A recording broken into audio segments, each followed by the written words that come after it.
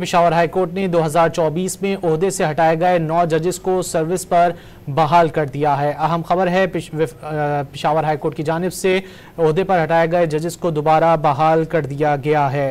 Peshawar high court ने 2024 में ओहदे से हटाए गए 9 जजेस को सर्विस पर बहाल कर दिया। जजेस को सर्विस ट्राइब्यूनल और इंतजामी कमेटी की सिफारिशात पर बहाल किया गया है। एलामिये में ये कहा गया है पेशावर हाई कोर्ट ने 2024 में ओहदे से बरतरफ किए गए 9 जजेस को सर्विस पर दोबारा बहाल कर दिया है। जजेस को सर्विस ट्राइब्यूनल और इंतजामी कमेटी की सिफारिशात पर बहाल किया गया है। पेशावर हाई कोर्ट ने 2024 में ओहदे से हटाए गए 9 जजेस को सर्विस पर बहाल कर दिया है। मजीद जान लेते हैं डॉन न्यूज़ के नुमाइंदे अब्दुल हकीम से। अब्दुल हकीम, क्या तफसीलात हैं? जी बिल्कुल 2024 में खैबर पख्तूनख्वा पेशावर समेत के मुख्तलिफ डिस्ट्रिक्ट सेशन और सेशन जजेस और सीनियर सिविल जजेस और एक सिविल जज को मुख्तलिफ बुनियाद पर कुछ मिसकंडक्ट और कुछ बेकायदगी मुबैना बेकायदगी पर हटाए गए थे ओहदों से।